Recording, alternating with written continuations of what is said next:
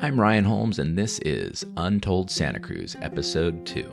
Whether you live in Santa Cruz, love to visit, or just like to be inspired by amazing people, I'm so glad you're listening. If you enjoy learning from these types of conversations, share the podcast with a friend. And if you know someone with a story that simply must be told, I'd love to meet them. My next guest has been called the Bob Ross of Adobe Illustrator. He wrote a brilliant and timeless political comic strip called Sidewalk Bubblegum. He's the Twilight Ninja behind a camera lens, wrote a popular blog called Straight Dope Dad, A Father's View on Parenting, and most impressively, to me at least, has the superpower of staying focused, productive, and creative in the midst of life's chaos. He's a professional designer specializing in product design and launches. Please welcome my friend, Clay Butler. Welcome, Clay. Thanks for coming over today. You're welcome. We've been surfing together for, I don't know how many years now. I can't remember when I first met you. But we've never had a chance to really hang out other than a little bit of lunch talking about business. I went through all the work you've done. Well, not all the work you've done, but the breadth of the Sidewalk Bubblegum comic strip and the dad blog, and I've been following your photography. And I don't think I know anybody with as wide a body of work. I've seen people go deep in one category, Right. but you've done a lot of stuff. How? I mean, it's not a typical path to a profession. How did this start? It's a terrible path to build a career. That's good. I knew it going in. Yeah. I knew it going in. I enjoy learning something new. And I like being at the edge of my capabilities. I find that's the most exciting part. Just barely pulling off that drop. Mm-hmm. Right? Mm-hmm. Just right at the edge of whatever you're doing. Just having enough drum skill to barely get through a track without a mistake. That's an exciting place to live. And then repeating, so I would rather learn something new and struggle with it, figure it out, than repeat something I've mastered. Right. So once I master something, I tend to go, okay, I've done that, and move on to something else, some other new challenge. So that's why I've picked up all of these projects, right, and did well in all of them. Yeah. And then I just move on. So I did my comic strip for 10 years, and then I was like, okay, I'm done. Right. I said all I needed to say. So I saw that you said that you promised yourself you'd quit when you'd said all you.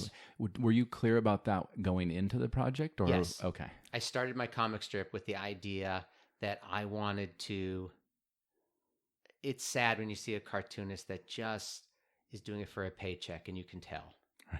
And the worst ones is when the creator dies and they give it to some anonymous team. Right. That's Blondie and Dagwood is Right. being done that way. Yeah. Beetle Bailey, these strips Right. that won't die.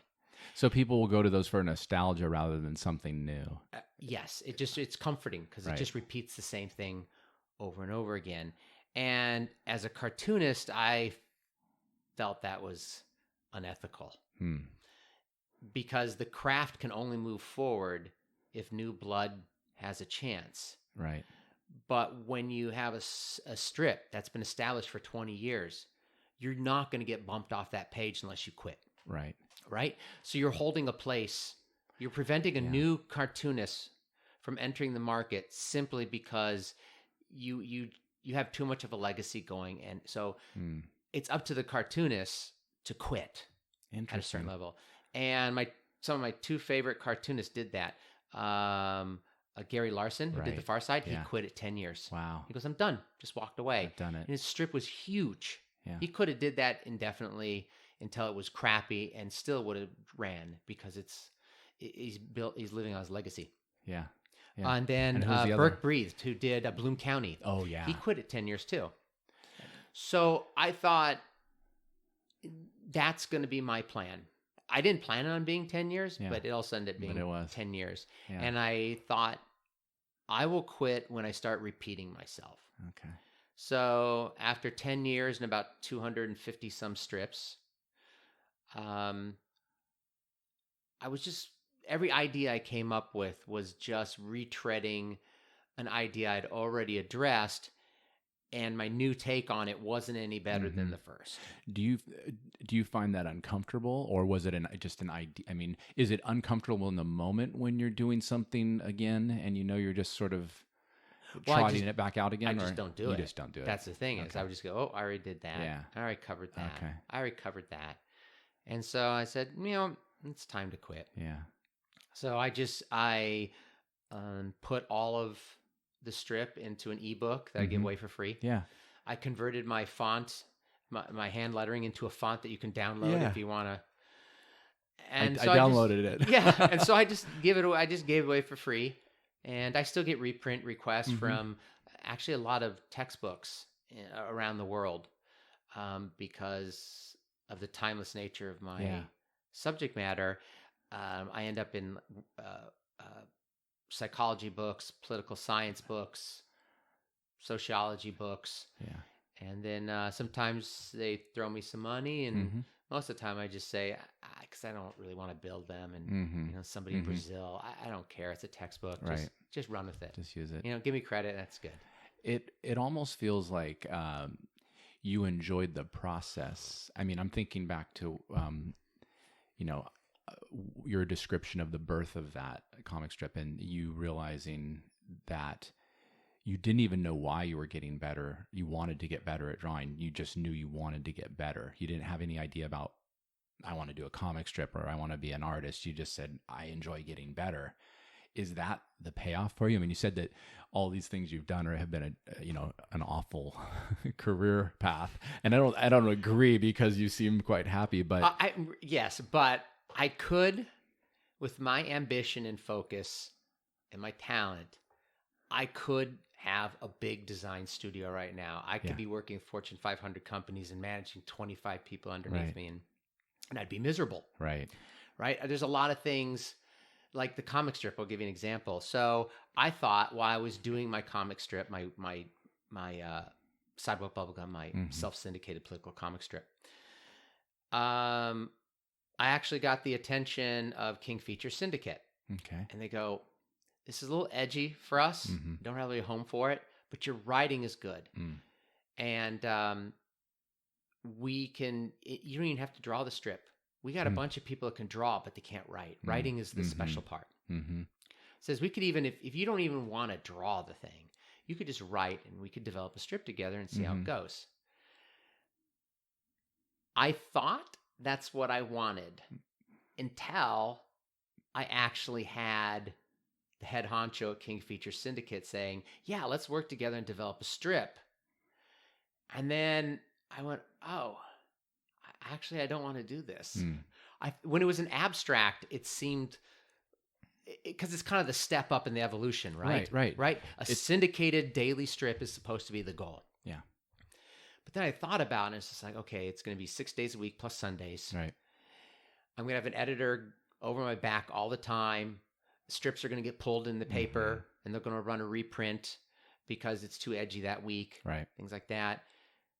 I was like, it takes a long time to build the strip. It could take years before you really see. They give you a stipend, a little small amount of money to do it in the beginning because it doesn't make any money. Right.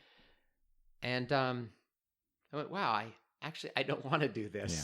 So wasn't really a dream, but it was kudos in the industry, but it's not what you want. Yeah, I thought I wanted it until I actually had a chance to do it, and then that made me think about realistically. Do I want to do this? And I said, yeah, I'm not interested. Okay. So obviously you knew you were creative from an early age. I mean, I saw your Dungeons and Dragons, and the art going along with it was just, at a certain point, it went from you drew like kids drew to you drew like an artist. Yes. And how did you transition? Because it strikes me that you've always been comfortable with putting your voice and your work out there. When did you know you had something, you wanted to say? And how did you feel comfortable putting yourself out to say it? I mean, I see this especially in your blog and in your art. Yeah, in your comic I'm lucky that I was not born with a sense of embarrassment or shame. Well, actually, I do feel shame when I screw up. I feel it pretty deep inside. It's like a personal failing. It's like, I really screwed that up. And, I beat myself up over it a little bit and then move on. Like a technical mistake Normal or stuff. like a life mistake? Life mistake. Right, okay. But as far as like, yeah, let's do a television show. I don't really care if anyone watches it or likes it. I'll do a comic strip. I don't care if anyone likes it or reads it. I just don't care. It's not really the idea that somebody will like it or embrace it is not even a consideration whatsoever. Wow. Can you teach that? I just born that way. Yeah. I really didn't. Yeah. I now I realize, okay, I was very angry. By the time I graduated high school, I was angry, just angry at the world, angry at everything. I mean, you moved around a lot. I moved around a lot. Yeah. I went to 2 elementaries, 2 junior highs, and 3 high schools in 4 states, I think. That's a lot of being the new guy. I'm always the new guy. Yeah. Right? And I'm not the smoothest socially. I can miss social cues and things like that. My partner is convinced I have social anxiety. I just say I just don't like being around big crowds. Right. However you want to deal with it. So you take somebody who's introverted and you move them around a lot and you throw them in a school environment where they have to constantly adjust and be around people all day long. You're just going to develop a lot of anger. And so I was just angry at everything. I just want to get out of there. I should have quit. I mean, I quit high school? Yeah, you know what? I didn't, because now it's different. If a kid's struggling in school, there's alternative school. Right. Or if they show ambition, it's like, hey, why don't you just get your GED in 9th grade and start at Cabrillo College? Those type of concepts in the 70s and 80s weren't on anyone's radar. The idea that you could do it. I really should have just got my GED early and just started a junior college and been around older people. Right. People with more focus. And I would have been much happier because a lot of my peers were just driving me crazy, unfocused, and and then I wasn't very good with the social thing. Right. Now I go back, right, in the moment, I'm blaming them. When you were that age, you're fake. Yeah. You're this. You're that. Right. You're just a status seeker. You're just cliquey. Yep. You were judging like they were. I was very judgy. Very judgy. I had my strong opinions about everybody. Yeah, that's it. Teens are good at judging. Very good at judging. Now that I'm older, I'm like, oh, who's the common denominator here? Right. All right. I moved to a lot of different schools and had the same conflicts with the teachers, with the administration, I had plenty of friends on a very shallow level, and then always had like one best friend or 2 best friends that I had a deep relationship with. And then everyone else just kind of knew of me. Yeah. Right. You're hard to miss. So looking back, I'm like, oh, I was the problem. Right. I was the problem. I didn't acknowledge people when they said hi to me. I didn't know you were supposed to do that. Yeah, you didn't know. I didn't know these things socially. I had to learn them, that you look somebody in the eye, and when they say, hey, bye, or if the conversation, if you want to leave, you have to say, hey, I have to go now, and you wind it down. You don't just walk away. That's what I would do. I'd be done talking, or I'd be done with the conversation, and I wouldn't wind it down. I would just walk away. Yeah. And I didn't understand that was a problem. Now I do. I wonder if moving around so much was almost a blessing for someone with that personality, because, you mentioned, you had a great quote in there about people that just get down to action are the ones getting it done, having an innate talent. I'm totally paraphrasing, but the idea was that this concept that we now have called direct practice. Is that the one? Deliberate practice. Thank you. The 10,000 hours. Yeah, the deliberate practice. So it strikes me that moving around so much gave you a lot of feedback as to how you were in the world with a lot of different people, more than you would have had, right? And you probably didn't develop as deep a story about all of them, but you also, at some point, it sounds like, got the opportunity to practice deliberately how to make this smooth out a little better. I mean, you said you learned to train your teachers to leave you alone when you were doodling because you actually were paying attention, Yeah. So that's a skill. It was the same thing. Every school I'd go to, having that skill was nice because I would join an art class. Yeah. And right away, everyone would go, whoa, he's like way ahead of it. Right. Right. And so it kind of made me special. Yeah. Gave me a little identity. I'm the artist, right? I'm the good drawer, which is kind of nice. So I started off with that little bonus. But yeah, I would draw. Sitting in class is tough. I have to be closer? Just a little. I think it's fine, but because I have trouble with the crowds and the structure and everything like that, I was not comfortable in school, obviously. Right. And I'm a fidgeter. It's like, this is the worst environment for me. So I would draw constantly. Doodle through every class. But you also were aware that you were practicing when you did that. It sounds like you knew you were practicing your craft. You were trying to get better. Yeah, I would work on a drawing over several days in each class. Okay. But it was also a coping mechanism. It was a big coping mechanism. So, and then eventually, usually there'd be a teacher and they go, Clay, what did I just say? Or they'd try to stump me. And I would repeat exactly what they said. And they go, oh, okay. So they realized I wasn't checking out. This is just like self-stimulation. This is how I deal. And wow, I don't know what it would be like to sit through class after class, day after day, without that escape. Yeah. I mean, no wonder so many kids eventually start getting high and show up high in class. Because I think about it, I saw the kids that would get high all the time. And I thought, oh, these guys are losers, or what's their problem? But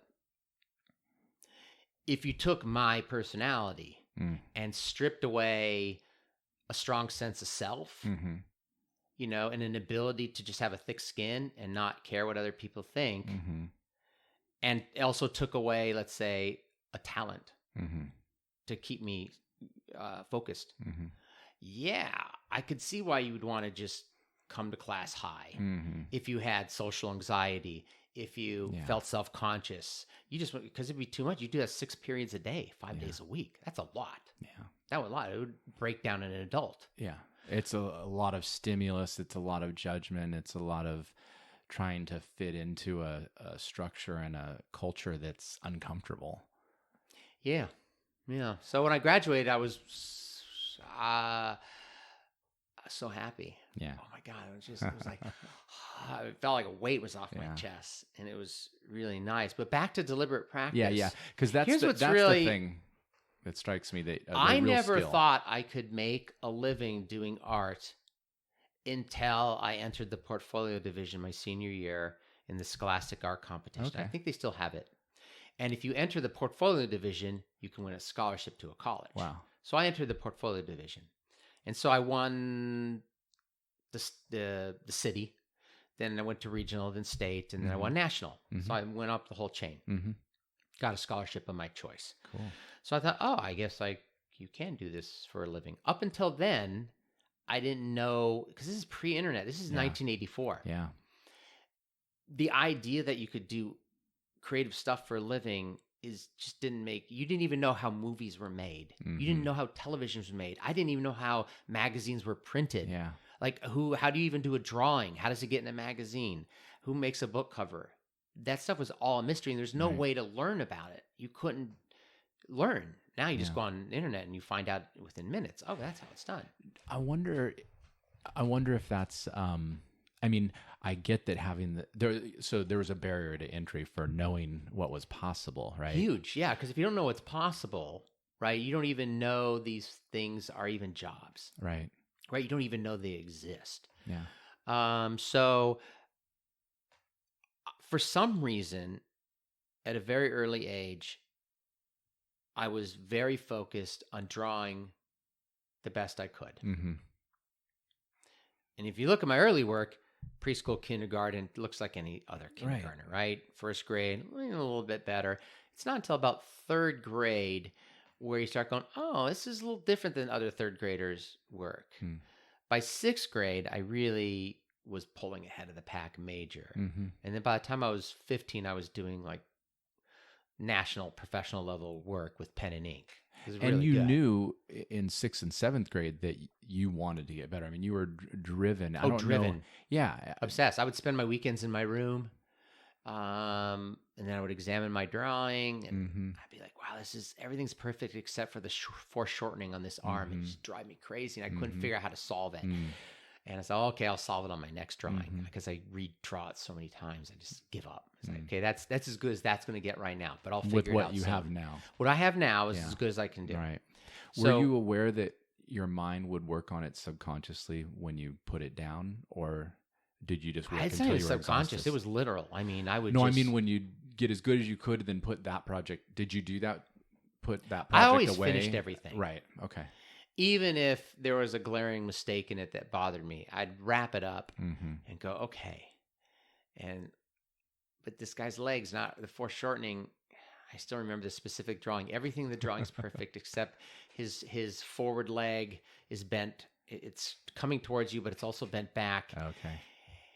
And it looks like his leg didn't grow to full length, and it's just a little off. Yeah. And it still bothers me. And now, of course, I have distance on it, so I find it amusing. I mean, I was 14 years old, right? I'm not going to beat myself up for it, but I knew it at the time. That's what I'm curious I knew about, it at the time, awareness. right? Yeah. Anyone else would just look at it and go, oh my God, so good. Yeah, so good for a 14-year-old. Yes. But that wasn't good enough for you. No. Yeah.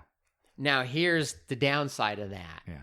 I pretty much, by the time I was 18, my drawing was so consistent, I'd pretty much, it was just incremental improvements. Right. And by the time I was like maybe 25, I was as good as I've ever was going to get. Yeah. And so it got boring. Yeah. Right. And so had less interest in it. Doing a comic strip was, of course, a new form, right? So that was a new thing to learn. But I haven't really drawn much in decades. I only do it for projects where it's needed because I don't have any drive in me to express myself through drawing anymore. I did that for the first 25 years. That was my main thing. And then I did that and it served its purpose and I worked out all the stuff I needed to work out. And then it's going to come off wrong, but I got too good, meaning not in relationship to other people. Right. And this is what I refer to art. What drives an artist is you have something in your head that you need to get out. You need to communicate. You need to get it out. You can get it in a poem. You can take it in a photo, whatever your thing is. Maybe it's sculpting. Maybe it's just building things out of metal. Whatever it is, you have something you need to get out. And in the beginning, it doesn't come out right. Right. Because you don't have the skill. But eventually, you master it. And what you see in your head is perfectly expressed in your creation. When that happens, there's almost no incentive to get better.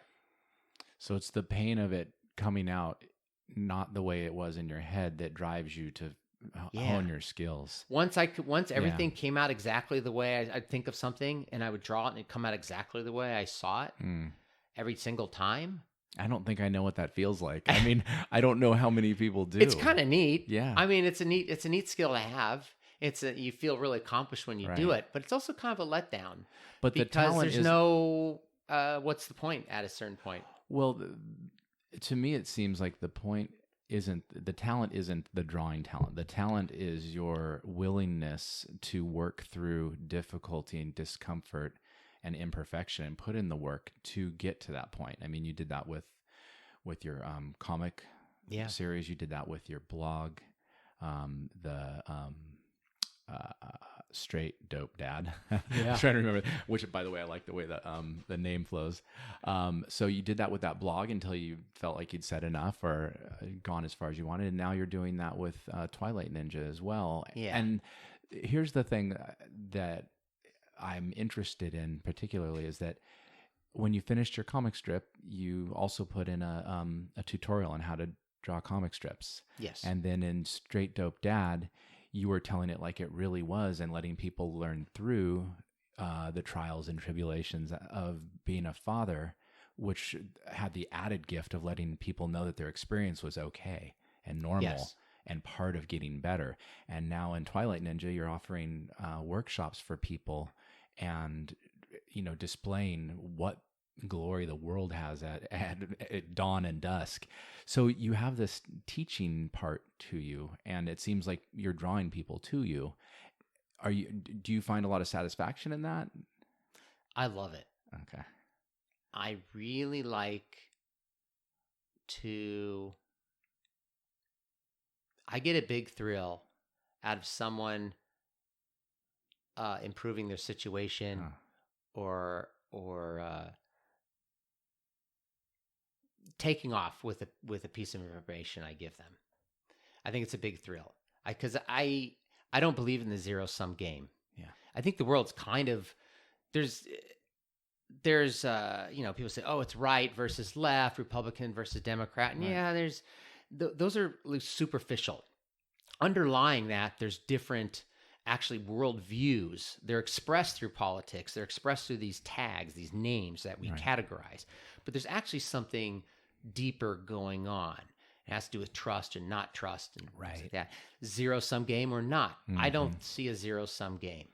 I think there's an infinite amount of wealth that can be generated. Mm-hmm. I think there's an infinite amount of love, an infinite amount of friendship. Mm-hmm. An infinite amount of trust. These aren't limited commodities. Right. Some things are. There's only so much iron in the earth to pull out, right? There are some limitations in that. But most of the things we really value in life are limitless. Right. So I want to see everyone succeed because your gain is my gain in the long run. Because when your neighbor's suffering, you're suffering. Right. May not be directly, but it always comes back around. If somebody's miserable and depressed, their experience spills over into other people, makes somebody else irritated, right? So you want everyone around you to be successful and happy and thriving, because that creates an environment in which you can also thrive. Because if you're thriving and everyone else is failing you, I think that's wrong. I just don't think that's the goal, to be above somebody else. I want everyone to move forward. And I hate reinventing the wheel. I hate that idea that we have to keep learning things from scratch. We couldn't have all this. You couldn't have these microphones. All of this technology, you trace it back. It goes back to probably some military contract from the 1950s where they're trying to figure out how to make a circuit board for a computer, right? So we all stand on the shoulders of our ancestors, and that's how it's supposed to be. Right. Because if we had to start from scratch each time, we'd have nothing. So I see it like that I'm making a contribution to the world by sharing my knowledge. And if it works for you, great. If it doesn't, it doesn't matter. A really good example is I do some tutorials, Illustrator tutorials. And when I was noodling around in Illustrator, I'm like, this is really difficult to color vector line work. Okay. There's got to be a better way. So I'm playing around, and I accidentally found, I don't know if it's a bug or an unintended consequence of using certain features in Illustrator. And one is you can do a drawing and do it very loose. And these are all vector lines. Okay. Right. And then there's something called Live Paint. And what it does is it detects the shapes in between your line work, and you can fill them with color, like a paint bucket. Bloop, bloop, bloop, bloop, bloop. Okay. But what has traditionally been done is you use the pen tool to make a very specific line with the start and stop, and then you do another one with the start and stop, and every line is perfect. No overshoots, nothing. Okay. So I wanted to have a more loose style and clean it up later. Right. So one day I converted, after I did my drawing, my brush strokes, I converted them to outlines, which you had to, because you had to seal the brush shape. Okay. So it doesn't just keep changing on you if you switch to another brush. Okay. Because, it's legacy, and it'll just change everything in the drawing. So by outlining it, it's not a brush stroke anymore. It's a shape of a brush stroke. Okay. So I converted to Live Paint, and then I did my thing, and then I converted it back out. And then I noticed all the shapes where the lines crossed over had segmented themselves. And so I could delete those stray ink lines, those brush lines that were off to the side. And I cleaned up. I was like, wow, that's really interesting. So I kept trying it over and over again. I said, wow, this really speed things up. You're allowed to do loose, flowy art and then clean it up very easily using the live paint tool that also doubles as a way to clean up ink lines. Okay. That's not intentional. Okay. And it's the only tool in Illustrator that does that. Huh. So I was like, wow. So I went online and I said, I just kept searching. Nobody was talking about this. So I made a tutorial. Cool. And I just drew like a demon head. I just made something up live. It's like 8 minutes long. Yeah. And I explained how to use this method. And then I put it up there. Is that on YouTube? Yeah. Okay. It's got 1.3 million views. I don't know how many thousands of thumbs up, 2,500 comments. Yeah. And every comment is like, dude, you just blew my mind. You changed my life. Now I'm going to get an A. I was stressing out and I had to get this project in for class the next day. And there's no way I was going to do it. And I watched your tutorial and it was so easy. I was able to knock this out in a couple of hours. And it's just hundreds and hundreds and hundreds of comments where people are just like, this is the greatest thing ever. It's changed my life. And people are still coming back years later going, dude, they feel the need to come back and say, just got to tell you, man, every time I see this tutorial, it brings me back to the old days and how changing this was.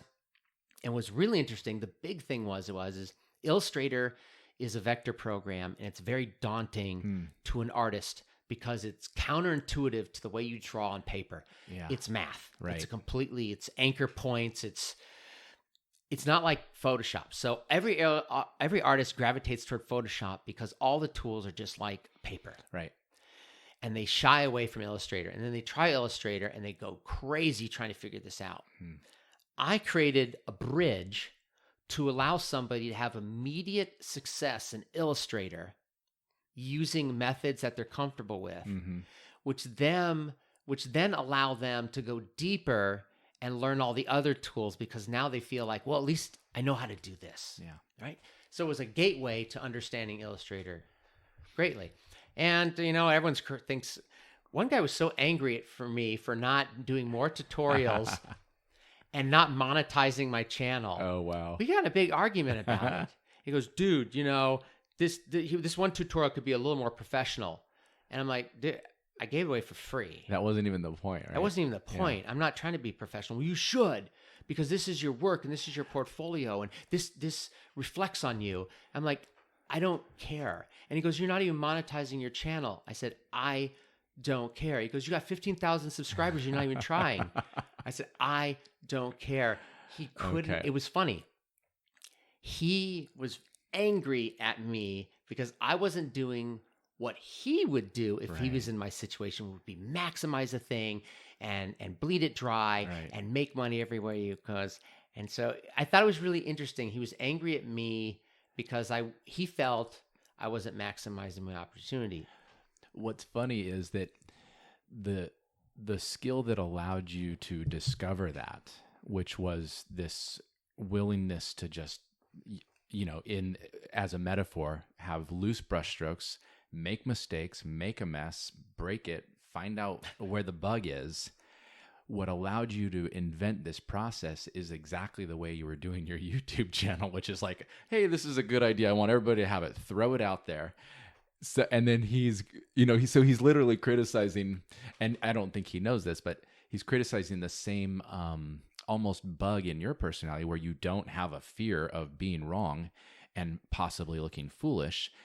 And if we could learn this through deliberate practice where we push this limit and become more comfortable with potentially looking foolish, it strikes me there's a lot more in each of us that could be done if we're willing to make the mistake and make it over and over again until we know how to do it, or we find a new way to do something through our mistake. For sure, because everyone's creative. I was going to ask you that because sometimes I feel like I have nothing to draw. You give me a blank page and I don't know what to draw. Here's what I don't like about the word creativity. Okay. It's been hijacked by artists. Yes. To make them feel special and unique. The thing is, we're all creative. Right. Just driving across town is an act of creativity. That road is constantly changing. Yeah. People are merging, not using their signals. Someone enters the crosswalk. Mm-hmm. That's just not a rote machine learning. Mm-hmm. That's making creative decisions in the spot. Or we've all had this experience. You're coming over the hill. Oh, shoot, huge accident. How am I going to get home? And you start mapping out in your head. Well, I could jump over here, summit, come down 9, and then the traffic, right? So living itself is an act of creation. Yeah. Every moment. We're not robots. Right. We don't just repeat the same thing. But artists, unfortunately, have hijacked that term and narrowly defined it as music, poetry, film, maybe stand-up comedy. Cooking now is considered an art, right? It's expanding. And then people go, well, I can't draw or I can't write poetry, therefore I'm not creative. But I've seen people who are very good with building cars or working with metal or just being able to. I have a friend who built a luxury chicken coop because he wanted to have a really with a door that worked with a timer and the whole thing and automatic food dispensing. I said, where was your plans? And he goes, I didn't have plans. I just saw it in my head and I just started cutting and measuring. I'm like, he didn't write it out. He actually built a whole chicken coop from scratch. He could pre-visualize it. Yeah. I couldn't do that. Yeah, that's a rare skill, right? I can't. That's a completely different type of creativity and skill and visualization that I don't have. Yeah. I can't just make something. I could cobble like a shanty town together. Do you think you can learn that skill? Because I mean, through deliberate practice, again, back to this, you took yourself from an average artist, so you could argue that you weren't born an artist, you weren't born talented, but you had something you wanted to say or express. You took your interest and then leveraged your willingness to work. And if we're not afraid to make mistakes, that takes a huge burden. It takes a lot of the friction out of work. Because I think a lot of us are afraid to put ourselves out there because we're going to get ridiculed. We're going to do it wrong. Someone else is better. There's no future in this, etc. But what you just said about getting through life and, even in traffic, it's enjoyable to be creative and like, we've talked about this before, but when you're not afraid of losing control and you're just in the moment, you're in that flow state. Yes. And that flow state seems very therapeutic, especially in the times we're in now where there's so much input and there's so much like drama, with news, the way we get our information, all the media. So it seems like through creativity, perhaps we can find this flow state and a little bit of peace just in living our lives. I guess, is there a question? The question is, how do you, because it seems to me like that's what you're teaching, is how to pay attention to details and organize your brain to notice and adapt. Is that accurate? That's a good question. I never really thought about it that way. I mean, I suppose that's accurate. It's one way of putting it. I just know flow, everyone's experienced it. Yeah. You look up and 3 hours just went by. Yeah. You could have just been reading, or you could have been sewing. You could have been taking a walk. It's just that the flow is when there is no future and there's no past. If you start thinking about what just happened or what you did or have regrets, you've taken yourself out of flow. And if you start predicting the future and anticipating the future, you're out of flow. Right. Flow is that state where it's only the present and you only focus on the present. And it's a wonderful feeling. Yeah. We all have it at different times in your life. I'm constantly seeking it out without consciously seeking it out. Right? I just know what I like. I can get it from surfing. I can get it from doing design or a blog or my photography. Yeah. Photography is very therapeutic. Seems to me like half the time you're doing photography, you're not taking pictures, but you're chasing a moon or a lighting or positioning yourself precariously on rocks. I mean, so that to me screams flow state, where you're paying attention to details and trying to be there and they're ultimately for the moment where it all comes together. Yes. And you're ready to capture it, and you have your God. bracketing set and all those It things feels that go so into it. good. Yeah. When you nail it and you look at the preview and you just go, yes. Okay. And you're so pumped. And Yeah. in the morning, it's great because it energizes me. Right. It also it's so satisfying. It is also de-energizing at the same time. Okay. Right. So I get up at 4 a.m. Yeah. or 3. Well, actually, I'll get up like 3:30 a.m. Yeah. Then go surf for a couple hours in the dark. And I see the skies starting to change. I'm like, well, those clouds are going to be good. So I wrap up my surfing. I quickly go. And then I go shoot for the next Right. hour and a half. By the time I get home, I've already been up for 5 hours. Right. I've surfed awesome waves. I've taken all these pictures. I've been one with nature. Yeah. I've taken it all in. The rest of the day, honestly, it's kind of it just doesn't live up to it. It doesn't. But at night, if I do a really good photo shoot at night, like I get the great sunset and then it goes to blue hour and then it really goes off because all sorts of interesting things happen at blue hour. And then the Milky Way comes out. Next thing I know, I come home at 9, 10 o'clock at night and I am wound up. I am so high on life. It's crazy. I can't hardly sleep. I'm just buzzing. And I was like, oh my God, I can't wait to. And that's the worst thing. Every photographer does it. How do you get up in the morning? I'm just going to preview a couple of them. I'm just going to preview a couple of them. And then pretty soon, an hour and a half, you've edited for an hour and a half. And now it's midnight. Yeah. Right. So, it's highly energizing. But the rest of the day can seem pointless. It sounds really sad, but it can kind of feel like, oh, okay, now I got to go work and I got to do all this other stuff. Because really, on a really good day where the surf is great and the shooting is great, the conversation's great, just, I go home 8:30, been up for 4 hours, 5 hours. 8:30 in the morning. Yeah. 8:30 in the morning. Yeah. I feel like I'm done. Yeah. Right? Because I've experienced enough joy and satisfaction for the entire day. Yeah. Really, as far as like if I didn't have to earn a living, that literally would be the end of my day. I would always do something interesting, but it would be on my terms all the time and everything like that. But yeah, it's so satisfying and it's so amazing. And then you go back to the real world and I'm sitting at my computer and I'm answering the phone. I'm like, did that just really happen? Yeah. Was I surfing under the stars? Did we see a meteor explode in the sky that lit up the horizon? And did I really do all that shooting? And was I running around the rocks? Because, a couple hours later, I'm at my computer inside looking at a screen. How do you weird. stay motivated? I mean, I get the feeling when you've already done something fantastic in the day. It's energizing, but it also kind of creates this laissez-faire It does. feeling about the rest of the day. How do you stay focused? Because I can only imagine that, the same mind that works hard to perfect the pertinent details of the projects you've done is probably an awesome mind to have for the work you do. How do you stay focused and bring that level of quality to, your paying gigs? I just do. Yeah.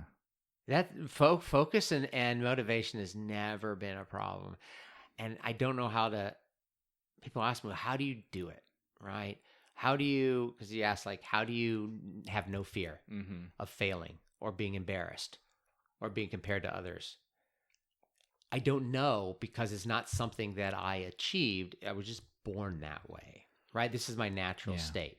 And focus, commitment, and follow through is my natural state. It seems like everything I get involved in, I do for at least 10 years. I lifted weights for like 15 years. When I got into mountain biking, it was a 10-year stretch. When I did yoga, it was 10 years of yoga. When I became a vegetarian when I was 20, it was 30 years being a vegetarian. So I just, I've been homeowners association for 15 now, president of the homeowners association in Alamo Park for 15 years. Wow. So I don't have a problem with commitment. I'd And I'm the opposite of a commitment phobe. I like committing myself and giving myself to something because it gives me purpose. Yeah. right? So I find purpose in committing to things for a long period of time. Some of it could be for me, some of it's completely selfless, some of it's a blend of both, right?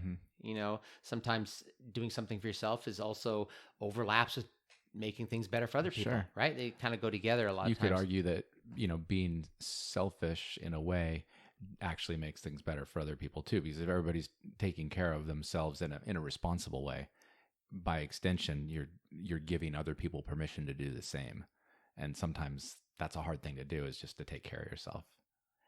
Yeah, I mean, the jail is full of people that didn't take care of themselves. Exactly. Right? Yeah. So I don't have it. How do you do it? It's like, I honestly don't know, because this is just how I am. Yeah. And I don't know any other way to live. So I always have too many commitments. I'm always overextended a little bit. Yeah.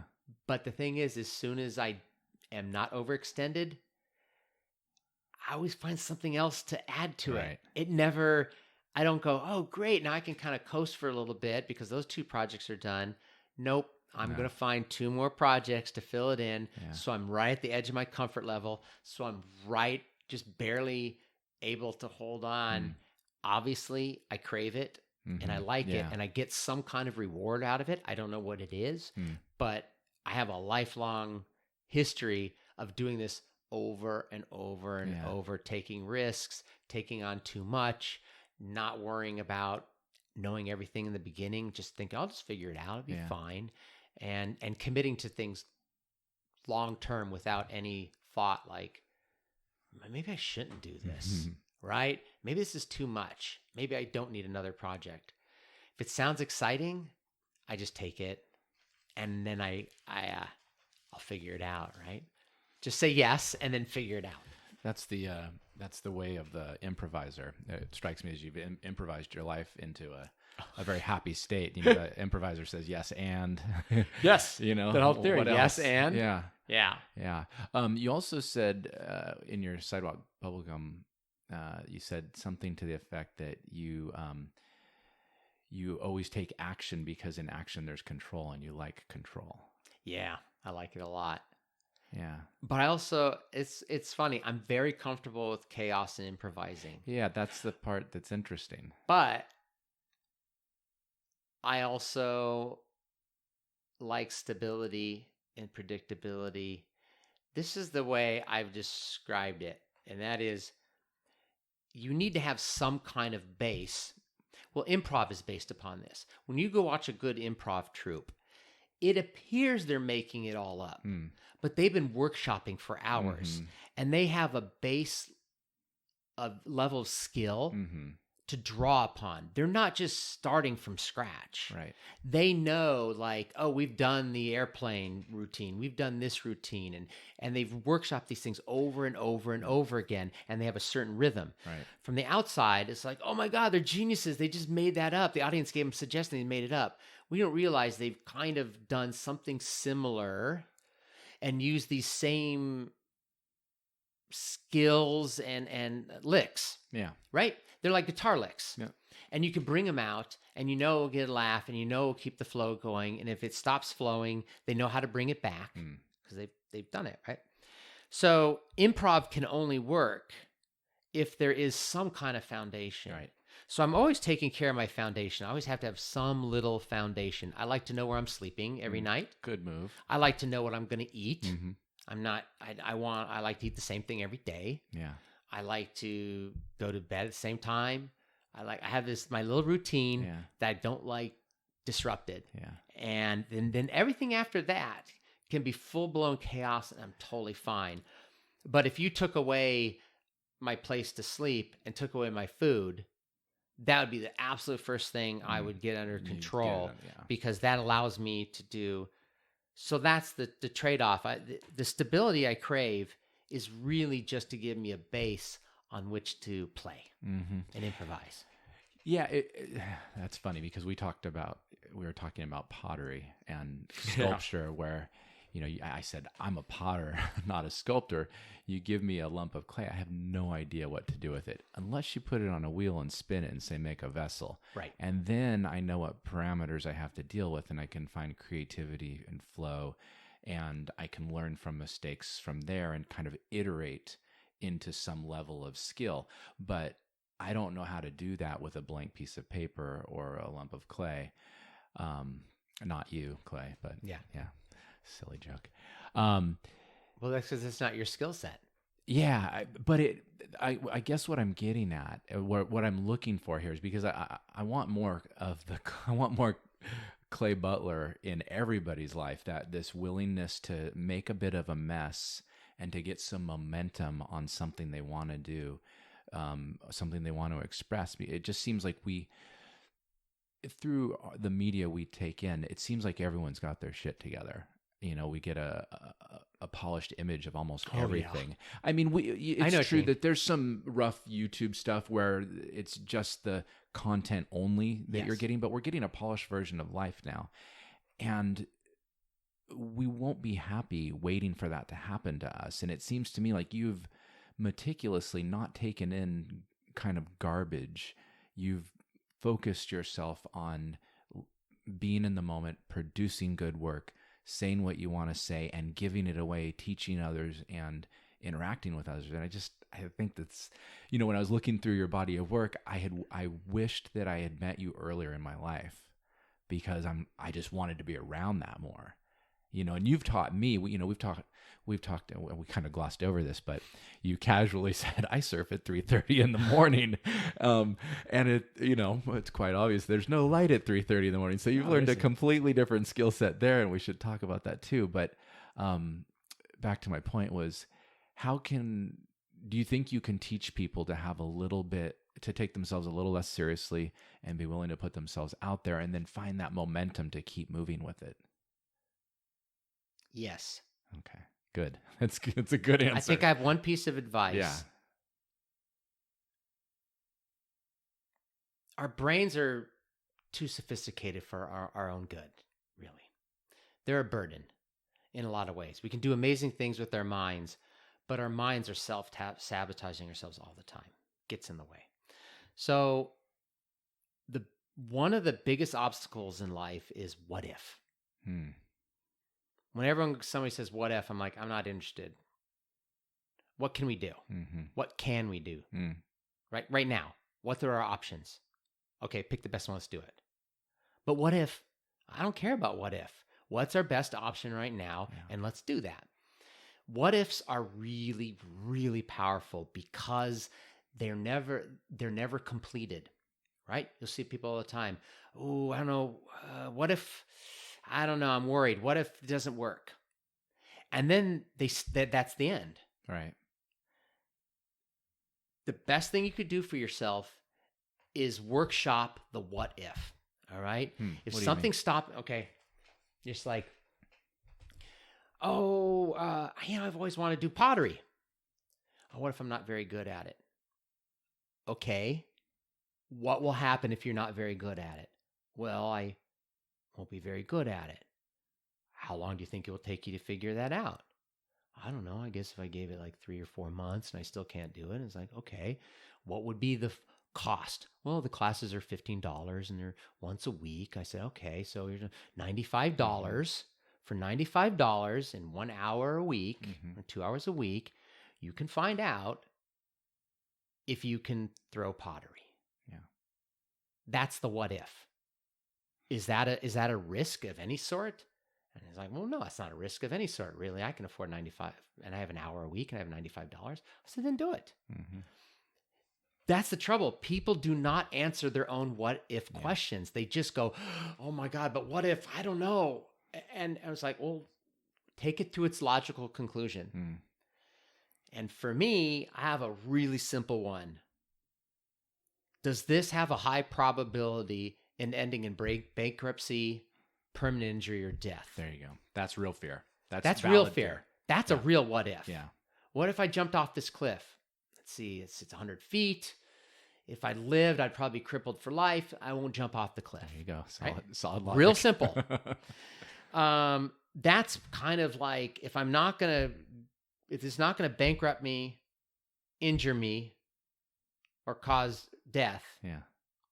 with a reasonable probability. Right. I'm not talking about abstracts like, well, you could die on a plane. Yeah, right. It's like, I'm not talking about that. I'm Yeah. talking about engaging this to the best of your abilities. Is there a decent probability of these horrible 3 outcomes? Right. If not, do it. Yeah. Right? Yeah. I mean, what if I get embarrassed? Okay, what if, you'll say it's like, oh, what if I get embarrassed? Or what if I fail? Or what if I stumble? Or what if okay, let's walk through that. You give a speech, you stumble a little bit, and, well, I get embarrassed. Okay, and, well, I feel embarrassed. And let's keep going. Right. What happens the next day? Well, I go to work the next day, and okay, did you lose any of your friends? Did you lose your house? Did you go bankrupt? Are you in jail now? Did somebody throw you in bad speech jail? No. Yeah. Then do it. Yeah. People don't answer their own what ifs. Yeah. And it's that what if that holds everybody back. That's what I've come down to the conclusion. It's the what if. I don't live in the what if at all. Yeah. Well, if I do have a what if, it's the opposite. Hmm. What if this works? Okay. Right? What if this is fun? What if I love this? What if I pull it off? So if I do entertain a what if, it's always in the positive. Right. The negatives, I don't. So if everyone would just, like, whenever those negative thoughts come in, take them to their logical conclusion in your mind. You can talk out loud. I talk out loud in the car all the time. I have deep conversations with myself, and I argue with nobody. That's good. I practice. I practice my game in my car by myself. I just talk out. When I'm surfing by myself, I'll have full-on conversations about politics or whatever. I'm just like workshopping ideas in my head. So I'm kind of prepared and focused. So I can pull something out later on. It's like, well, I have an answer for that, actually. I was thinking about that. Yeah. So don't let the what if, workshop it, because almost every what if loses its power if you actually follow the trail. It's kind of like secrets. Secrets have power because they're secret. When they're out, they have no power anymore. I just let it out. That's why people love to confide. Right. That's right. They've been holding on to this thing, and they just tell one person. They're like, oh, just saying it out loud robs it of its power. So say these things out loud. If you're scared, say, I'm scared. Mm-hmm. And just listen to yourself say that. I'm scared. And then you ask yourself, why am I scared? And have a conversation with yourself and have it out loud. There's a power of saying things out loud. Just naming it. Just That's naming kind it. of what you do in meditation, right? Is you just go, there's this thought, and you notice it, and then it can go away. But if you resist it, it just sort of, as they say, what we resist persists. Yeah, that's exactly it. So I'm going to go a little bit sideways here, but it's on my mind. I have this fear that we've replaced the dopamine rush of progress and seeing the momentum of an iteration of a project, or getting better at a sport, or getting a little better at public speaking, or those things where we go from some discomfort to finding a little bit of a facility. I'm fearful that we've replaced that dopamine rush with the dopamine rush we get from our phones and the internet and that kind of thing. Oh, there's no doubt. Okay.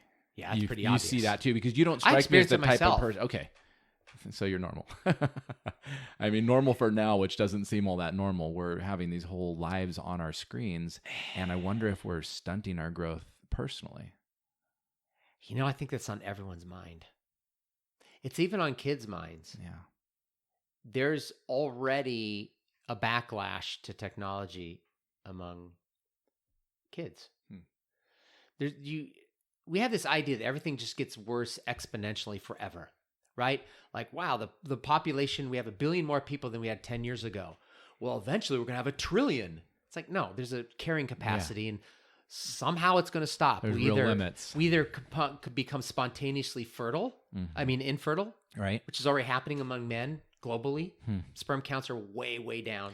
Well, and in Japan, people are just not even having kids. They're not even having kids. They're not even having relationships. They're not even having relationships. Yeah. So that could be just maybe that's what the future holds. If you reach a certain population, we just instinctively stop our bodies shut down the procreation process to bring that population back down. But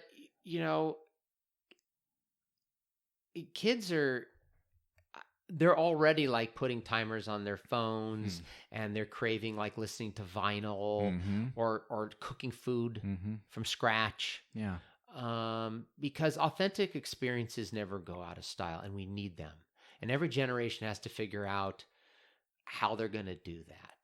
Right. And the kids are figuring that out right now. Now, some of them will never, ever get it together. And they're just going to be completely addicted to their phone, and just like some people get addicted to alcohol and drugs or sex or whatever, or addicted to food, right? That always going to happen.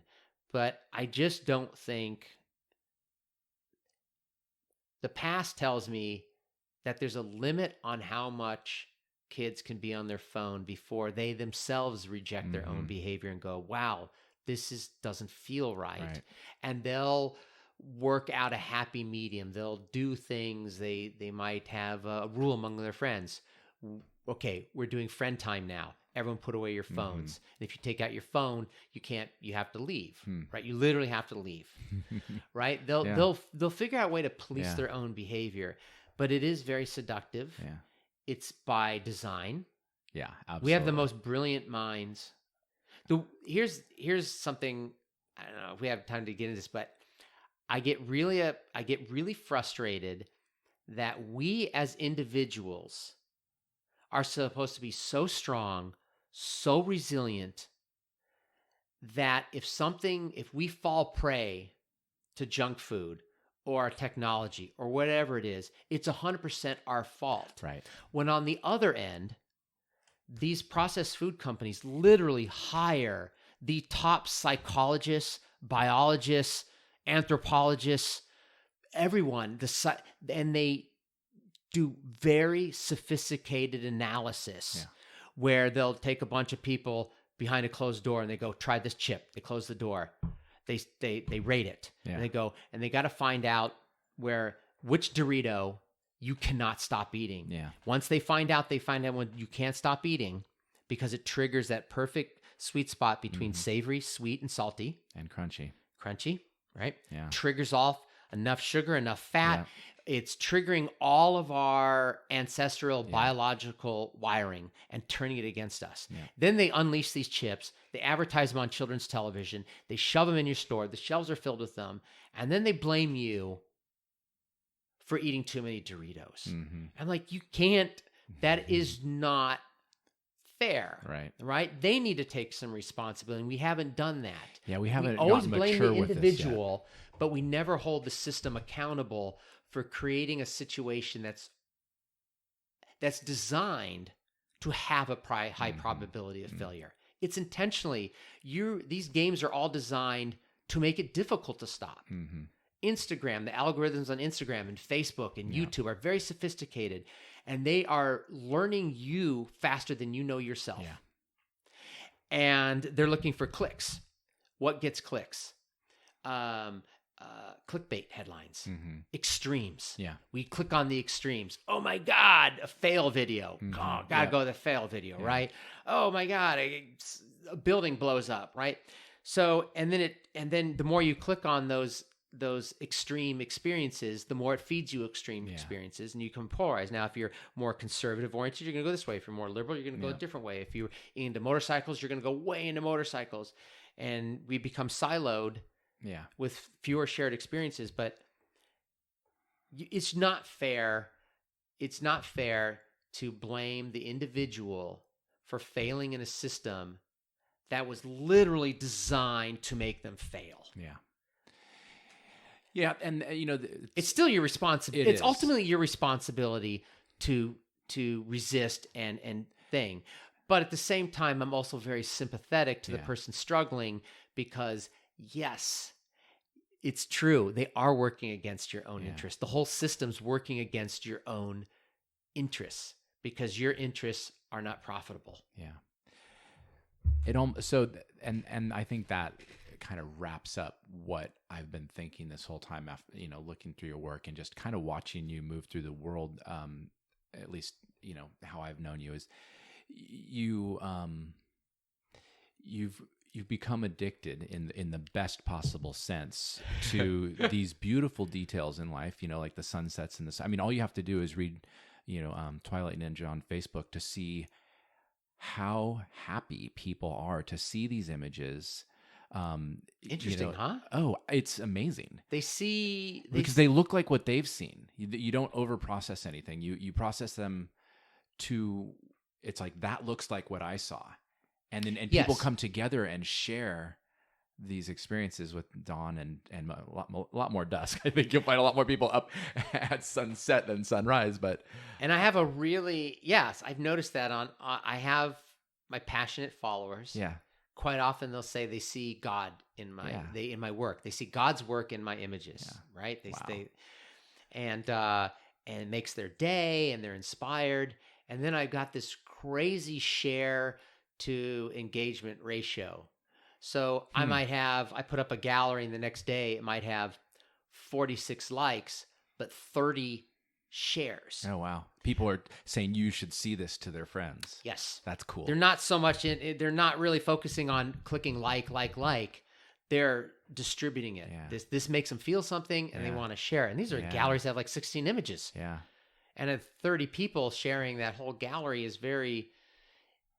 and most of them aren't engaging, right? So they're obviously getting something from it and then putting that on their Facebook. And I just find it really interesting. And once again, I still do it for myself. I would continue if I got no likes, no engagement, no shares. I would still go take photos and I would put them on Facebook and I'd put them on because I'm doing it for me. Now, if everyone else likes it, that's a huge bonus. That's fun. That was like, wow, this is great. But it's really strange, but I don't care if you like me. I don't care if you approve of what I'm doing at all. Yeah. I don't care. You can hate me. I don't care if you hate me. It's okay. It's okay not to like me. I'm not for everybody, right? Yeah. Nobody's for everybody. Right. And you have to be fine with that. It's like, Clay, I've always rubbed people the wrong way. A certain amount of people have always, right? We all have them. Yeah. Most of the time you hope they just stay silent and you don't have to hear about it. But sometimes they'll come up and tell you, or they somehow attack you. Now you can attack you on social media, right? Right. But that's fine. That's their thing, right? Whatever it is, I represent triggers. I don't know what's going on in their life. Well, but for whatever I'm doing, I'm pissing them off. I'm not proud that I'm pissing them off, sure, but I'm not sad or ashamed either. Right. It's just like, okay, I'm not for you, right? I'm not for you. And that's okay. But I think, the thing I like about the photography is that you could argue that, okay, your straight dope dad isn't for everybody because not everybody's a dad. No, not at all. Yeah. But I think it was great for dads because they could go there and see that, oh, my experience is actually shared by people. Because almost all the blogs are written by women as far as about parenting. Yeah. And then with Sidewalk Bubblegum, it was political. Yes. And it wasn't overtly attacking any particular party or person. It was more concepts and ideas. Yes. But contrary to those, photography and the beauty of nature brings everybody together, and it's true. I don't think you can hate a sunset. How can you hate a sunset? You can't possibly, or a rainbow. Yeah, and if you can get them all together at once, if you could get a Milky Way, if you could get a full moon, the Milky Way, a rainbow, and a sunset and a sunrise, some flowers also help. People love flowers. Yeah. I just noticed trends. Yeah. Rainbows, people love rainbows. They love sunsets, sunrises, Milky Ways, and any phase of the moon. It's inspiring. I think there's a reason for that. Yeah. Because now we don't think about why. You see it all the time in the morning. People pull over on a good sunrise or sunset around town. They'll stop. Yeah. Traffic just stops along East Cliff and West Cliff, everywhere. People just pull over and they just watch it and they take it in. Why? sure, it's beautiful, but a lot of things are beautiful. Mm. I think it goes way back to millions of years of evolution where the sun rising and the sun setting really meant something, right? Sun's rising, day's starting, time to go do this. You pay attention. You have to pay attention to the seasons to know when to migrate. When's the herd's going to move to go chase the buffalo or chase the woolly mammoth, or what berries are in season. And you start noticing these things. Oh, when the moon's in this phase, this happens. When the stars are in this. So at one point, this was absolutely crucial for our survival to be able to pay attention to subtleties in the clouds. How are they moving? Is rain coming? Is it not coming? Is it time to plant? Is it time to hunt? Is it right? That doesn't go away. And I think that's the real reason people are still in awe of sunsets and sunrises and spectacular nature, because it's always been spectacular to us and crucial to our survival. Yeah. You had to notice when the sun gets up. You had to notice these things. And what Is kind of seasons day it was changing? going to be. Oh yeah, the leaves are starting to turn. It's time to move. Pack up the tribe and go move south, or the snow's going to come, right? So it's really important. So we're hyper focused on that even now, and you can see it in the evening around here when people just from their commute, they just want to get home, but they will stop dead in their tracks and pull over and just watch a beautiful. Why? Right? It's so primal. It's part of us. We have to have it. That's why Central Park was built. Yeah. Have you ever been to Central Park in New York? Yeah. It's miles of just ponds and trees and playgrounds. I think New York would be unbearable without it. Yeah. I think it's what keeps that whole city sane. We need a true meaning, and like what you're saying about the sunset and sunrise, the meaning goes back. It's like the evolutionary biology. Yeah. What does the day hold? What needs to happen for this season? And then, this kind of wraps back into flow as being something that we need to do as humans. When details are important and decisions are made, there's some ancient meaning in that is deeply satisfying. And I think that's what's, well, I guess here's the question is where can people come to, if they want you to work? I mean, you have a business, yes, which takes this unique and brilliant Clay Butler mind and puts it to work for your clients. And that is... Yes. My main focus these days is package design. Yeah. And that basically everything you see on the shelf has a package. Yeah. It's a jar, a box, stand-up pouch. Somebody had to design that. I designed that. I also provide the entire branding experience. Sometimes I name the product and write the body copy, and sometimes I file their trademarks because they don't know how to do that. E-commerce sites, trade show booth, vehicle wraps, everything you need to launch a company, but specifically a product. Yeah. That's what I do for people all the time. So I've learned the entire supply chain. And that's kind of what I bring to the table. There's a lot of people that do good package design. Sure. Right? There's lots of talent out there. And you can shop on price all over. You can get somebody in India or something. Do a good job. Good job. Yeah, there's plenty.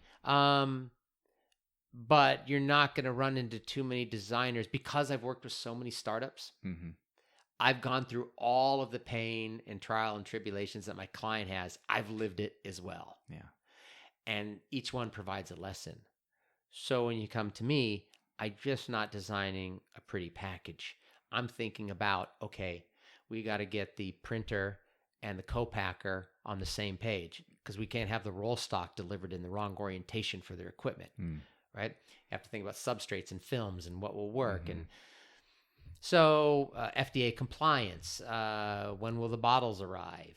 All that stuff. Where are you going to store it? So yeah, I know the whole supply chain, but my focus is making packaging, giving you a fighting chance in the marketplace, right? Because they have to pick it up first. Right. If it just sits there, no one will know how good it is. And it's that same brain we're talking about that's that has its cravings based on our ancestry and our evolution. It craves things, and creating a product that people want based on its packaging seems like you have a brain that's well suited for that. It's exciting. It's fun. Yeah. And that's probably why I've done it so long. Yeah. It's difficult. It's never easy. So I don't see any end in sight to like I've done other things. I'm like, it's not as exciting anymore. Yeah, I've built a lot of websites. It's more rote now. Right. It's right. You know how it's going to come out. You do one hot sauce, the next hot sauce brand is completely different than the other one. That's cool. Right? The different brand story, different look, maybe a different bottle. Everything about it's different. Yeah. So it's the same, but not. Yeah. As far as the intellectual work you have to put into it, it might as well not be hot sauce. It could be anything. Yogurt, chips. So it keeps me on my toes, and I like it. I like the fact that it's in 3 dimensions, and it's always difficult, and it's always a challenge, and it never gets boring. Cool. So I think that's why I'm still doing it. I will definitely put all your ventures into the show notes and link to it. But do you have any idea what the next thing that you'll be learning and iterating and perfecting? I mean, you kind of went back to photography with Twilight Ninja, and that's been hugely successful, and it looks like very rewarding. Do you have any idea what the next thing you're going to learn is? Well, nutritionally, I've always been interested in nutrition and stuff, but I'm really deep into it right now. That's really fascinating because it started with my own journey, right? Everything starts with your own interests. Sure. So, I was a vegetarian for 30 years. Yeah. And then I drifted into, I started cleaning up my diet, got rid of all the cheap carbs, this is working, lost a bunch of weight. And then I drifted to low carb, high fat. Sure. And then I started doing keto before I even knew what it was. Right. Then I added meat to my diet. And it just changed everything overnight. I'm like, wow, muscles start growing, right? I'm becoming resilient like I was in my 20s. Oh, that's great. And I'm like, wonder why. So you start learning those things. And my LDL cholesterol shot through the roof, which happens to a lot of people who are fit but go keto. Generally drives your LDL really high. So you start learning why. Is it harmful? Is it bad? And is there really a relationship with LDL and cholesterol? And you start finding out, it's like, there really isn't a lot of evidence. It's a lot of speculation and studying on poor populations. Or more nefarious than that. It was the demonization of fat. Demonization. It gets really complicated. So you go down the nutritional rabbit hole and you start finding out that almost everything that you thought you knew about nutrition actually doesn't have anything behind it. Yeah. From fiber to 8 glasses of water today to should we eat meat or not? Are vegetables healthy or not? There's almost nothing behind any of it. And when you find that out, it blows your mind. So then you have to rebuild a knowledge base from scratch, reading what little actual science there is, controlled feeding studies with, double blind and seeing how and looking at ancestral diets. You have to rebuild it because unfortunately our whole concept of nutrition is not based on anything. It really isn't. Well, it's based on. So that's my latest project. But actually, you know what? Actually, I'm going to learn is I have. I should bring this. I have a company that both makes a snack called Berg Bites, named after Daniel Berg, co-founder. It's amazing. It's delicious. An oat energy bite. And then drinks, DRNX. Right. Just like it says. That's a sugar-free adaptogenic performance water. And it's delicious, might I add. It is really delicious. My softball team agrees. That's going to be a very long learning process because now I'm learning about how distribution works, slotting fees, returns. Learning it. Once again, I'm involved in something I've never done before. Well, it seems to be your wheelhouse, where you find comfort and, freedom, which is an amazing skill. I wish we had more. There's more to talk, obviously, about with you. I'll link to all of that stuff, though. All your projects, I can't believe how many they are, and they're all such high quality. Thank you. And the television stuff's not even up. I still have I have a couple hundred hours of my award-winning television shows. Fantastic. And, but yeah, trying to convert SVHS into yeah. Well, you've got a few things going. Yeah. Well, thank you for coming today. Thanks for joining me. Untold Santa Cruz. Clay Butler's got a story that I felt like it needed to be told. So appreciate you being here, Clay. You're welcome. Thanks for having me. 2 days after I recorded this episode, I paddled out towards the glow sticks in the dark Pacific Ocean, knowing Clay had probably been out there for a couple hours already.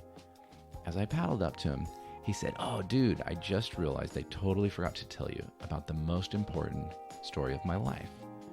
When I was in elementary school, we loved to play soccer at recess. We'd set up goals with sweatshirts and play as much as we could. I liked to defend the goal and help out the goalie. One day, a shot came whizzing by and went right over one of the sweatshirts. The other team said, 'Goal!' My team said, 'No goal!' They argued for a while, taking up valuable recess time.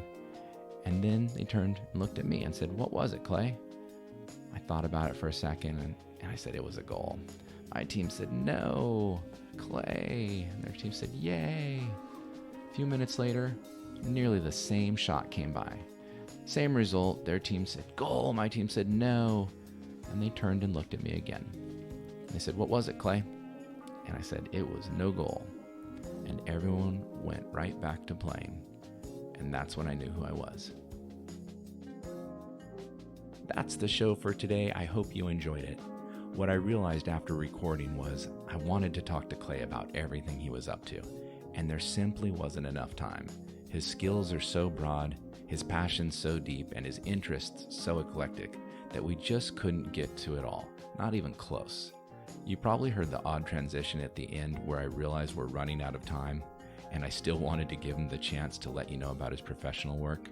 Well, everything we talked about is in the show notes. If you're interested in any of it, please reach out to him. I know you'll enjoy working with him as much as I do.